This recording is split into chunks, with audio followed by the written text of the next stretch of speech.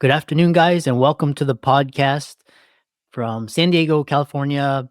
I've got Max Emma, and if you're interested in learning about franchise, becoming a franchisee or franchisor, Max Emma is our guest for today.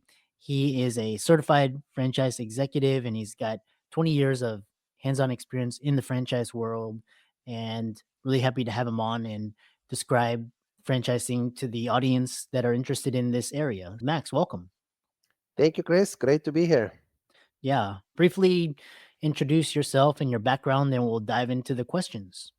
Sure. I came to this country from the former Soviet Union 32 years ago, over 32 years ago, knowing nothing about franchising, getting my degree in finance, and then working for corporate America for 4 years to realize that the corporate life is not for me. And I became entrepreneur 23 years ago and never looked back. So the last paycheck I got from somebody was July 3rd, 2002. So Yeah. really July 4th, 2002 was my real freedom day because I was free from having somebody to tell me what to do. Came with a lot of responsibilities because obviously when you're entrepreneur, you're the last person to get paid. But I love every moment of it. So that's absolutely great. And then I had many businesses and one lead to another, one lead to another. And then after a failure of construction business because of lack of financial knowledge, we started bookkeeping, which is a bookkeeping company that Mhm. now is the preferred bookkeeping provider for over 100 franchise brands in the US, such as Fast Signs, Sport Clips, and so on and so forth. And then that business lead us to start franchising our own concept, bookkeeping. So it's a bookkeeping franchise. We're the only bookkeeping franchise available in the United States now. And that led to opening franchise brokerage, where somebody is not a good match for bookkeeping. We have over 600 franchises to choose from restaurants to insurance company to digital marketing to medical clinics, you name it. And then, of course, I want to be frank, I have teams in all three businesses that I run. So it's not just me running around like chicken without a hat. But nevertheless, we have three businesses now, and all three of them are around franchising. Yeah. That's an amazing story. And a lot of people want to do what you do is quit their corporate job. And a lot of people hate their jobs and bosses. And one question I have for you is with so many opportunities, you have real estate, you have stocks, you have digital marketing, you have influencer. How do you know if what is a great fit to be a franchisee or a franchisor? Look, to become a franchisor, you have to have an idea that you want to franchise. That's a little bit different. Not everybody has an idea that worth franchising. It can be a great business, but you can't franchise it. If you have a large construction company, it doesn't mean that you can franchise it because it's going to be pretty hard to do. But I'm working right now as a consultant with a couple concepts who want to take their idea nationwide. It's pretty complicated, and you have to be leveraged enough to get that done. But if you want to become a franchisee, that's very common. Somebody who leaves corporate America and wants to have their own business, then we help them to choose what's right for them. Okay. And it's a process. So I use my knowledge, I use my experience, we use some tests, trying to figure out what people would like to do. Look, a lot of people make mistakes. For example, I love painting, so I'm going to be opening painting business. I'm like, but doesn't mean you're going to be successful as running a painting franchise because it's completely different.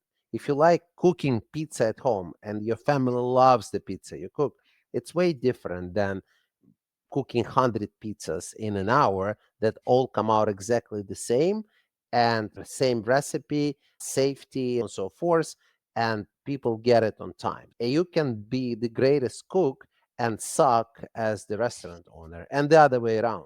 I can argue that I don't have to know how to cook to be a successful owner of McDonald's.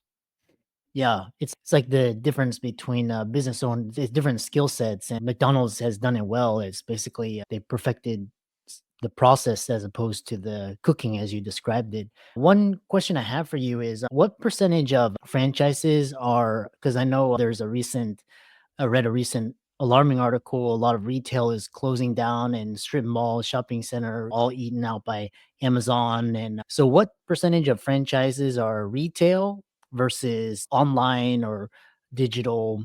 And is that shrinking or staying the same? In my opinion, from what I Yeah. see going on, it's actually increasing. It's just different type of businesses. And look, the market changes, I don't want to say on an annual basis, but very often. To give you an example, a little bit more than 5 years ago, I was at the franchise conference that I go every year, and it was right before COVID. So instead of typically 4,000 people, we had probably 2,500 people, but that's before we went to lockdown. So February of 2020, the hottest topic was the hottest franchise that everybody was opening was fitness. And everybody was telling, if you're not opening fitness franchise, you're an idiot. Because look, the future is in fitness industry. Guess what? Months later, we got shut down. And all this new, I don't want to say all new franchises in fitness, but most of them never made it or they had to close. The big guys made it and they became stronger. Okay. Anytime Fitness, Orange Theory, they actually became bigger. And actually, these two companies now merged. And between two of them, I don't know, they have what, 6, 7, 8,000 units, probably, if not more. But Mhm. all the new people was very hard. And because COVID killed it. Now, the hottest one is pet care and senior care. But again, for how long, I cannot tell you that, but my prediction that in so many years it'll be oversaturated and then something new will come up. So you have to keep that in mind. You still, Amazon is coming, but people still want to have a sandwich, people still want to have a burger, and people still want to go and bring their kids to a karate studio. Okay. And most of that are franchises. Okay. I'm not even mentioning the home services. Home services is super hot right now. So these are the businesses where people come in and fix your appliances or plumbing. There are a lot of franchises that are available in this space, and they're very popular. Yeah. Yeah, I was just gonna ask you about service versus product, and you answered that. If people were thinking about franchise, what explain to the audience what's the difference between buying into a franchise? Because obviously you probably have to have a significant upfront investment versus starting a business from scratch. Look, the difference is not that huge, but the biggest difference between the two is the opportunity cost. Can you figure out how to do the business yourself? Absolutely. But if we take pizza franchise, for example, or pizza restaurant, how many pies are you going to burn before you figure out the correct recipe? Okay. And the timing, when it needs to go to the oven, when it needs to get out, how much money you're going to waste before you figure it out. Hmm. Versus when you buy a franchise, you are told exactly what to do, how to do it, in what proportion, how to make it safe, how many employees you should have, what the layout should be, so you actually get this pizza and you don't hit each other who is next to you, and the employee next on the right of you. Does that make sense? So this is pretty much, you're buying a franchise to get a know-how how to do the process. Okay, selling my bookkeeping franchise. Bookkeeping business is bookkeeping business, but we've been in business for 14 years. So trust me, we made most of the possible mistakes that could be made. So now, when somebody buys bookkeeping franchise, we tell them, hey, don't do this, don't do that, but go and do it this way, and you're going to make you successful faster. Versus somebody comes in and they get to figure it out on their own, and it takes them longer. So our brand manual, which is every brand has it, it's like a Bible that tells you exactly how to run your business from A to Z, is over 900 pages. So it's 900 pages of everything you need to run a successful business. And look, other franchises are the same way. That's Mhm. what you're paying money for. You're paying money for the training, you're paying money for the manual, you're paying money for corporate employees being available to answer questions you might have. Versus you open the restaurant, you're on your own. Who are you going to go ask? Yeah. Said And what are the most important qualities to look for in any franchise opportunity? You have to look at their financials.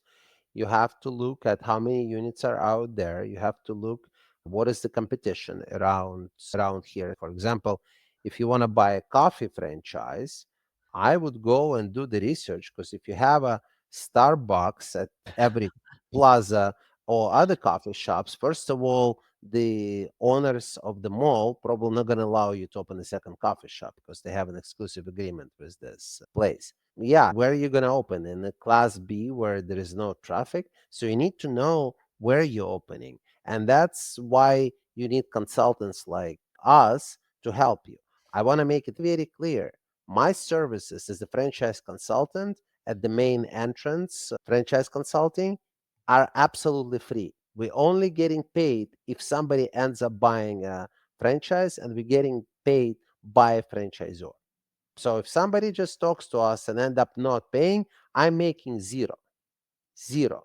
So there is no risk for somebody to talk to a consultant, but it's not even suggesting what questions to ask. It's helping to choose the right business to go in. Because again, people go with their hobby. Okay, I like to do this, so that's I'm gonna make that a business. And I'm like, guys, don't confuse hobby and the business. It's two complete different things.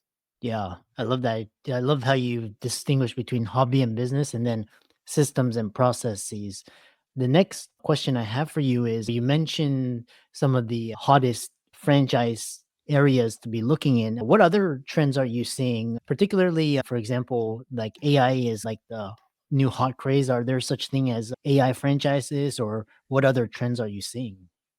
There is at least one AI franchise that I know of that can actually provide you all the training and everything. And I even use their services for my business, for the accounting business. So they nationwide and they're actually worldwide, and they are not, you don't have to be in a certain geographical location.